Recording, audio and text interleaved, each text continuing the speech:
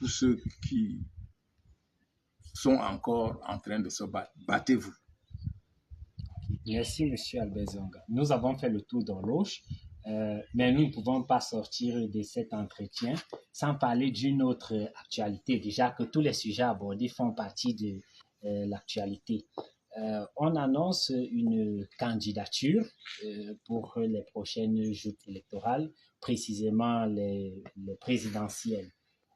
Est-ce qu'il y a une candidature qui fait peur au MRC? Vous êtes un homme politique, vous avez beaucoup plus parlé comme un citoyen camerounais, mais vous êtes également un homme politique.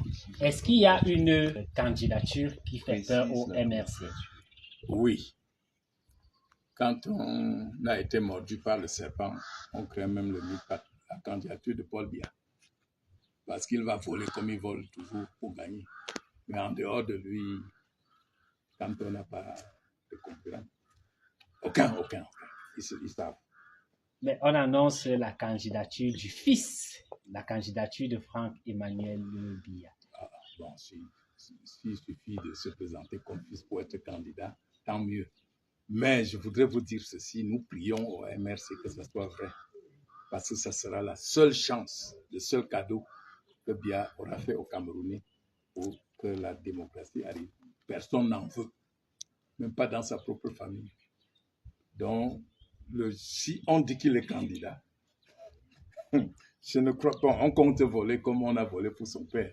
Mais ceux qui ont volé pour son père ne sont pas prêts à voler pour lui. Si on dit qu'il est candidat, ça veut dire qu'indirectement, le président Biya a décidé de donner le pouvoir à Kantor sans qu'il souffre. C'est le moindre des candidats que nous c'est le meilleur candidat que nous aimerions rencontrer, à condition qu'il réussisse à être candidat. Parce qu'il faudra un jour qu'on s'interroge surtout. Hein. C'est un enfant qui porte des problèmes. Hein. Il faudra un jour qu'on analyse son acte de naissance, qu'on analyse tout pour voir si tout est correct. Hein. Bon, ce n'est pas le moment. Le moment venu, en juriste, nous porterons le débat là où on doit porter le débat. Mais, de grâce, ayez pitié des Camerounais. Quand dans ce pays, non, vous ne l'avez pas présenté comme citoyen. C'est vous qui dites le fils. Si vous l'avez présenté comme citoyen, tout citoyen est libre. Oui, il est le fils, mais il est également... Enlevez le fils. Dès que vous mettez le fils, ça veut dire que pour vous, c'est le fait d'être fils qui fait de lui le candidat. Il est camerounais. Bon, s'il se présente comme Camerounais, on va analyser sa candidature, on va le regarder, on va le décortiquer, on va lui sortir ses défauts et ses avantages, tout ça. Non. Honnêtement, cessons de faire croire que dans la tradition de l'Ouest où nous sommes là, quand un enfant succède à son père, on supplie les ancêtres pour qu'ils fassent que l'enfant soit comme son père. Vous voulez quelqu'un qui va ressembler à Paul Biya demain? Non, là, vraiment, vous vous moquez des Camerounais. Quel est le Camerounais qui souhaiterait avoir encore un président comme Paul Biya?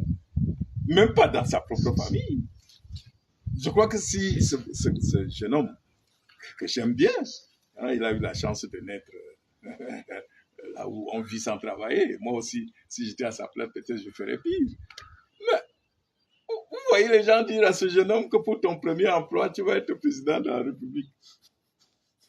Mais vraiment, vous moquez de qui là? Et vous ne savez pas qu'autour de Biya, beaucoup attendaient l'héritage. Maintenant, ce garçon est comme un palliatif. C'est-à-dire les camps le mettent là, le temps de chasser le père et de le bouffer. Mais il va donner des instructions à qui demain en tant que président? En Gongo? À Motaser son frère? Ah, vous parlez de quoi là? Qu'il va se tenir où? Sur quelle référence? Et puis, vous savez toujours comment les pouvoirs ramassés finissent. Celui qui ramasse le pouvoir veut s'affirmer et devient dictateur. Vous avez vu Paul Biya contre Ahidjo. Ahidjo lui a fait cadeau du pouvoir, mais vous avez vu ce qu'il a fait de Ahidjo. Et vous avez vu celui de la Guinée tuer son oncle. Il n'a même pas seulement écarté, il l'a tué. Donc le pouvoir que vous voyez est dangereux. On ne s'amuse pas avec ça. Et nous, on aimerait voir, parce que ça sera la seule occasion où tous les Camerounais du nord au sud se ligueront pour dire ça, c'est quoi? Que vous vous prenez pour peur.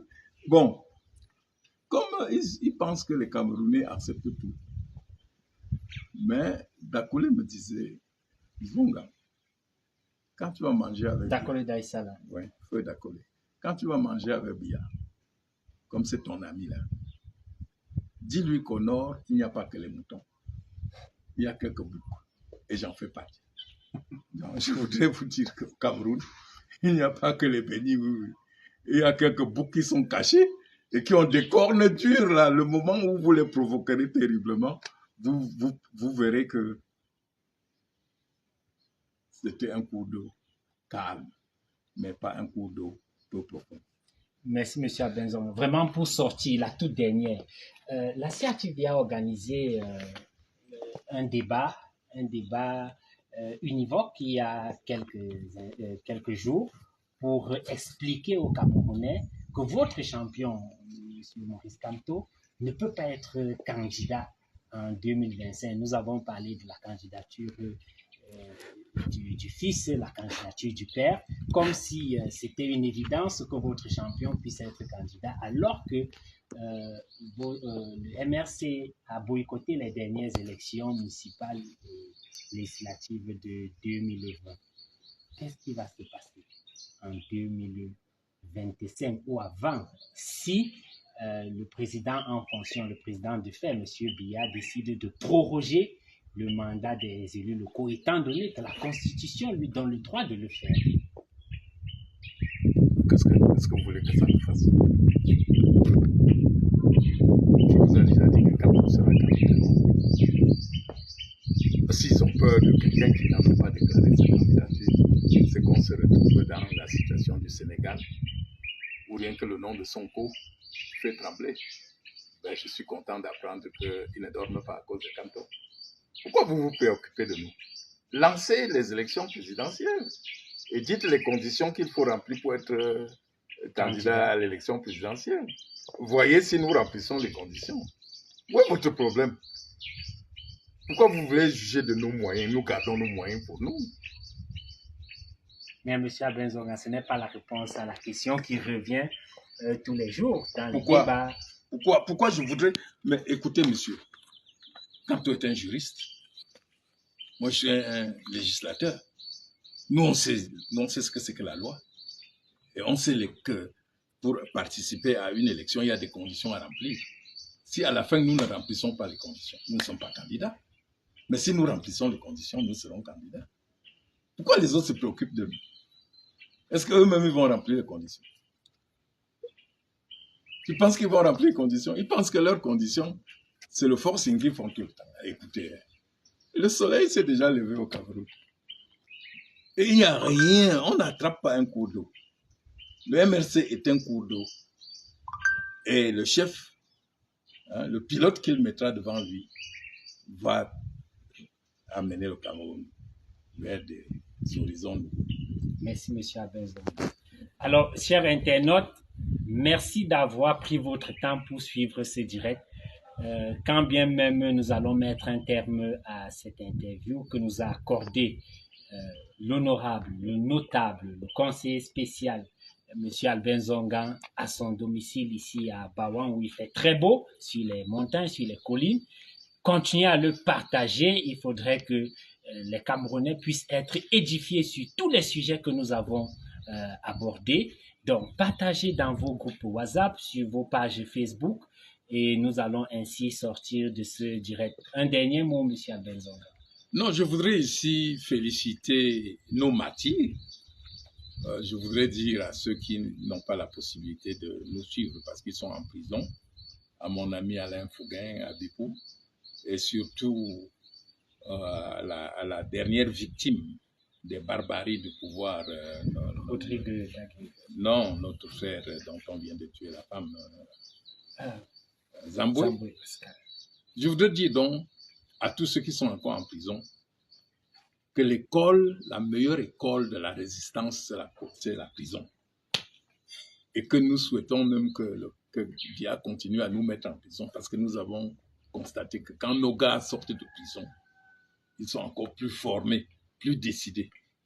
Je voudrais vous dire, la nation reconnaissante vous portera en triomphe le moment venu. Luttons pour donner une chance de transformation à notre pays. Restons attachés à notre devise, le changement dans la paix. Et par les yeux. Et par les yeux. Ne comptons sur personne, comptons sur nous-mêmes.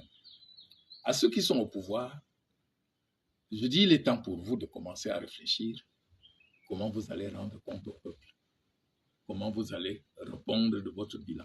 Laissez les autres partis tranquilles. À tous les Camerounais qui pensent vraiment qu'ils peuvent contribuer pour un changement en mieux-être de notre pays, mettons-nous ensemble pour faire quelque chose. Demain, le Cameroun évoluera positivement que si tous ces fils regardent la bonne direction, pas de la mauvaise direction des pilleurs comme dans ce moment-ci. Le MRC aujourd'hui est le parti sur lequel le peuple camerounais a jeté son dépôt. Hier, c'était un autre, demain, ça sera un autre. Mais vivons bien notre temps et montrons que nous avons mérité cette confiance. À vous tous, mes AP, bon courage. Merci. Bonjour les enfants, c'est papa. Vous savez, parfois, il y a les dimanches matins comme ça, c'est une petite messe que vous devez écouter. C'est une petite messe, surtout quand le soir, le week-end était un peu compliqué, critérium et tout. Bienvenue dans le tout premier podcast, bienvenue dans le 8 heures de la clinique avec un léger décalage. Le plus important que vous devez comprendre avec cette entrée en matière, c'est que cette semaine, nous allons travailler fondamentalement sur les conditions d'élection du petit Francky. Cette semaine, nous travaillerons sur quelle sera la place du peuple. Parce qu'il ne s'agit pas de dire, est-ce que Kamto sera président, est-ce que Pomba sera président, est-ce que le petit Francky sera président. Oui, sera candidat, mais où sera le peuple? Est-ce que nous allons les laisser faire ce qu'ils veulent faire? Comme ils veulent faire? Comme ils veulent faire, dans la direction qu'ils veulent faire? Mais non, nous ne pourrons pas le faire parce que nous avons de plus en plus conscience que nous avons une responsabilité vis-à-vis du Cameroun.